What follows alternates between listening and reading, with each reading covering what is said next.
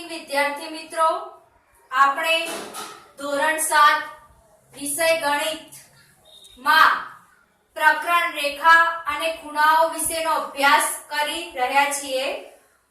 તો રેખાઓ અને ખૂણાઓ વિશેનો અભ્યાસ કર્યા એમાં આપણે આગળના વિડિયોમાં કોટિકોણ અને પૂરક કોણ વિશેની માહિતી મેળવી ચૂક્યા છીએ।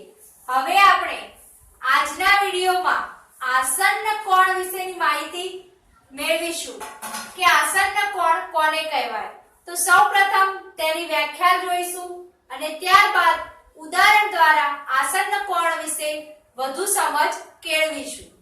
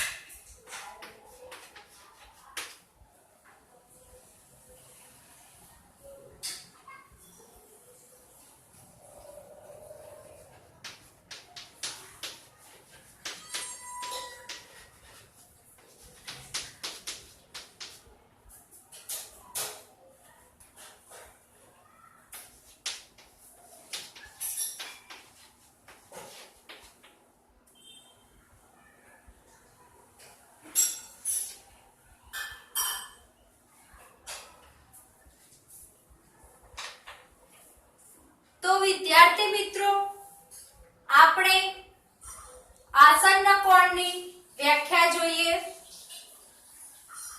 જે બે ખૂણાઓનું શિરોબિંદુ સામાન્ય હોય તથા એક ભુજ સામાન્ય હોય તથા ખૂણાઓની અંદરના બિંદુઓ સામાન્ય ન હોય તો તે ખૂણાઓ આસન્ન કોણ કહેવાય છે।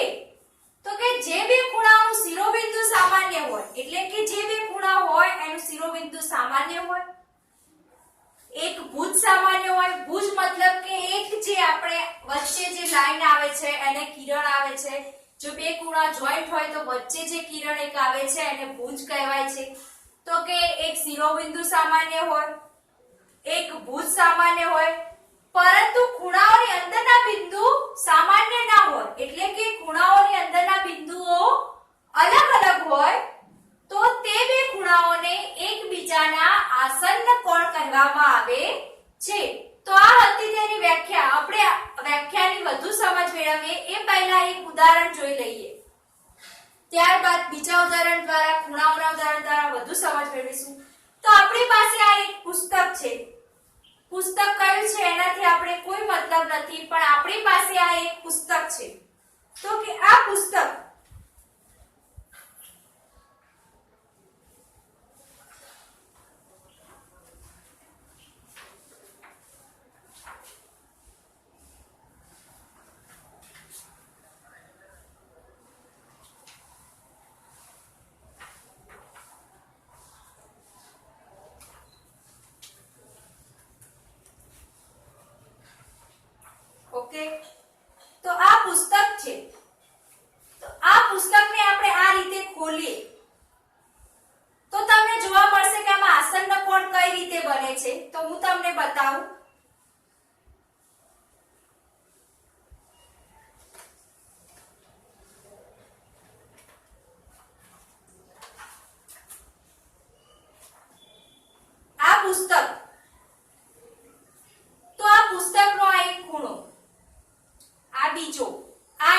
વચ્ચેની એક સામાન્ય બાજુ. તો આ એક સામાન્ય બિંદુ, આ એક સામાન્ય ભુજ અને એક આ ખૂણો અને એક આ ખૂણો, આ બે ખૂણા. તો આ રીતે જે આ બે ખૂણા પડે છે એ એકબીજાના આસન્ન કોણ કહેવાય. ફરી એકવાર બતાવું કે આ એક સામાન્ય બિંદુ ગણો તમે, આ એક સામાન્ય ભુજ ગણો અને અંદરના બિંદુ એટલે કે અહીંયા અને અહીંયા દર્શાવેલા બિંદુઓ સામાન્ય ના હોય એટલે કે અલગ અલગ હોય અને આ રીતે જે ખૂણો બને છે એને આસન્ન કોણ કહેવાય છે.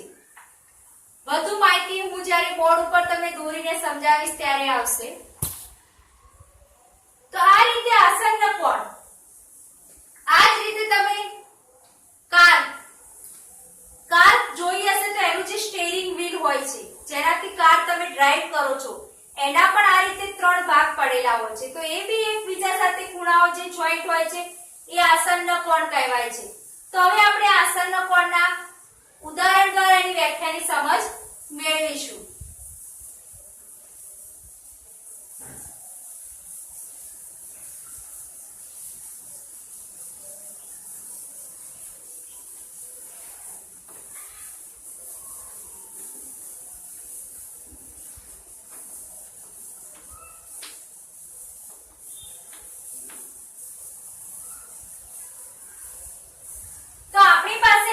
ખૂણા છે, ખૂણો 1 અને ખૂણો B, ખૂણો 1 અને ખૂણો 2.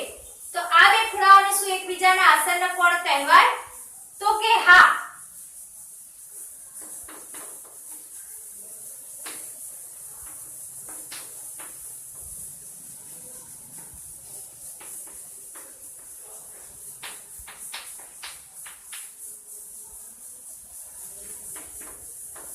ખૂણો 1 અને ખૂણો 2 આસન્ન કોણ છે. તો કઈ રીતે આસન્ન કોણ છે તો એ આપણે હવે સમજીએ વ્યાખ્યા પરથી. તો શું છે કે જો બે ખૂણાઓનું શિરોબિંદુ સામાન્ય હોય એટલે કે એનું જે આ એક શિરોબિંદુ છે એ સામાન્ય છે એટલે કે આ એક ખૂણા અને બે ખૂણાનું બંનેનું આ એક શિરોબિંદુ સામાન્ય છે. પછી આગળ તથા એક ભુજ સામાન્ય હોય એટલે કે જો આપણે આ બે ખૂણાઓ તમને અલગ દોરી બતાવું તો કે આ અને ફરી એક આ રીતે ખૂણો છે આપણો. તો જે આ વચ્ચેની લાઈન છે એ કેવી છે તો કે સામાન્ય ભુજ છે.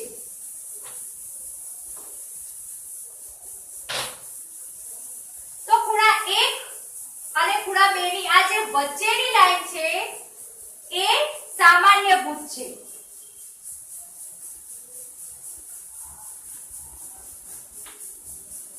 ખૂણા 1 અને ખૂણા 2 ની આ વચ્ચેની લાઈન એક સામાન્ય ભુજ છે. તો એ આપણે બીજી લાઈન જોઈ. પહેલું જોયું કે શિરોબિંદુ સામાન્ય છે, પછી જોયું કે એની એક ભુજ સામાન્ય છે. હવે ત્રીજું જોવાનું છે કે ખૂણાઓની અંદરના બિંદુઓ સામાન્ય ના હોય એટલે કે આ ખૂણાઓની અંદરના બિંદુ સામાન્ય નથી. ધારો કે એક આ રેખા ઉપર એક બિંદુ હોય અને એક બિંદુ આ રેખા ઉપર, તો આ બંને સામાન્ય નથી કારણ કે આ બંને અલગ અલગ છે. તો હવે આપણને વ્યાખ્યા પરથી માહિતી મળી ગઈ કે જે ખૂણાઓનું એક શિરોબિંદુ સામાન્ય હોય, એક ભુજ સામાન્ય હોય અને અંદરના બિંદુઓ અલગ અલગ હોય તો તેવા ખૂણાઓને આસન્ન કોણ કહે છે. તો આપણે આસન્ન કોણ વિશે માહિતી મેળવી. હવે આપણે બીજું એક ઉદાહરણ લઈશું, એના ઉપરથી આસન્ન કોણ વિશે વધુ માહિતી મેળવીશું.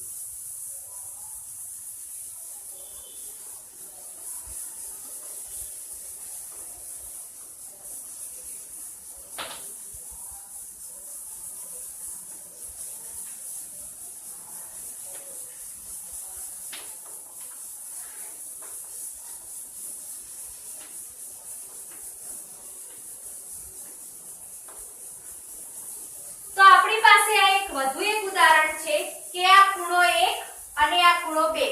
તો શું આ બે એકબીજાના આસન્ન કોણ છે?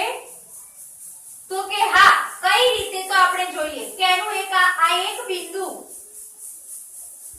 એ સામાન્ય છે, આ એની એક ભુજ સામાન્ય છે તથા આ એના જે અલગ અલગ બિંદુઓ છે એ સામાન્ય નથી તો એવા કોણને આસન્ન કોણ કહેવાય. તો તમે લખી શકો કે હા આ બંને ખૂણા એકબીજાના આસન્ન કોણ છે.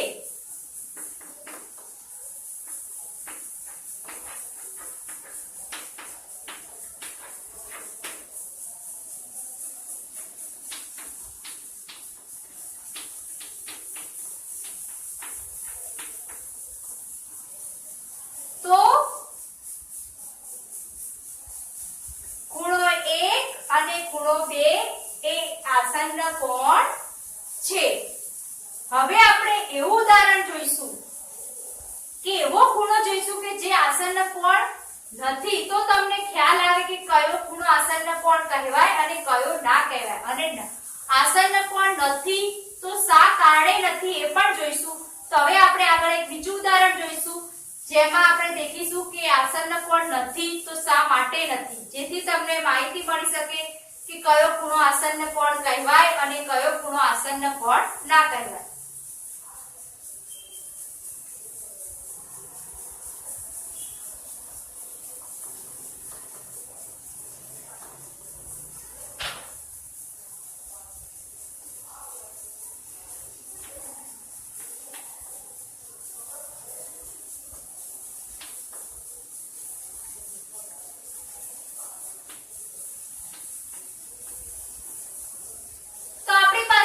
વધુ એક ઉદાહરણ છે કે એક ખૂણો આ છે અને એક ખૂણો આ છે.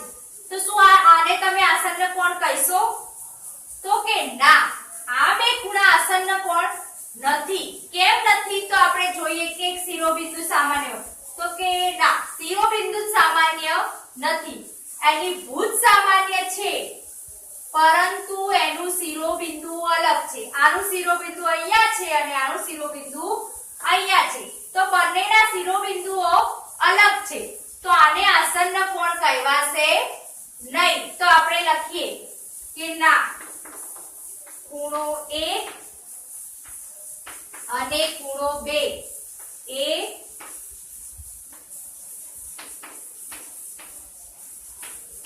આસન્ન કોણ નથી. ખૂણો 1 અને ખૂણો 2 એ આસન્ન કોણ નથી. શા માટે નથી? તો આપણે લખીશું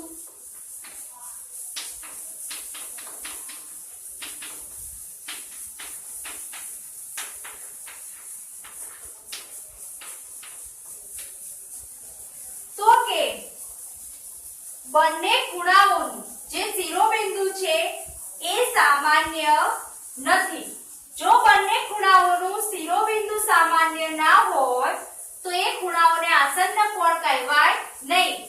કેમ કે આપણે એની વ્યાખ્યા જોઈ ગયા કે આસન્ન કોણ એને જ કહેવાય કે જેનું એક શિરોબિંદુ સામાન્ય હોય, એક ભુજ સામાન્ય હોય અને અંદરના બિંદુઓ સામાન્ય ના હોય.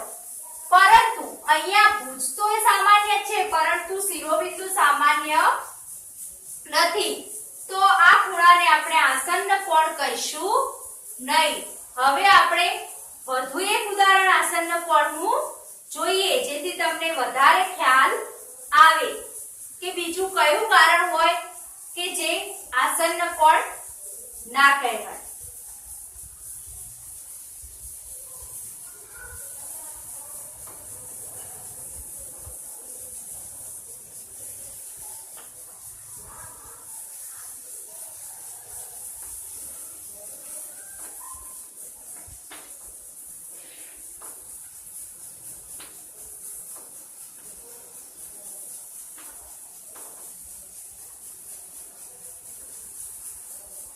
તો આપણી પાસે આ એક વધુ ઉદાહરણ છે. આમાં છે આ ખૂણો 1 અને આ ખૂણો 2. તો શું આ બંનેને આસન્ન કોણ કહીશું? તો કે ના, આ બંનેને આસન્ન કોણ ના કહીએ. કેમ ના કહીએ? તો આનું શિરોબિંદુ બી સામાન્ય છે, ભુજ પણ સામાન્ય છે પરંતુ આ બંને ખૂણા એક જ છે. બે ખૂણા અલગ અલગ નથી. તો આસન્ન કોણ માટે બે ખૂણા અલગ અલગ પણ જોઈએ. જો બંને ખૂણા એક જ હોય તો તેને આસન્ન કોણ કહેવાય નહીં. તો આપણે લખીશું કે ના, ખૂણો 1 અને ખૂણો 2 એ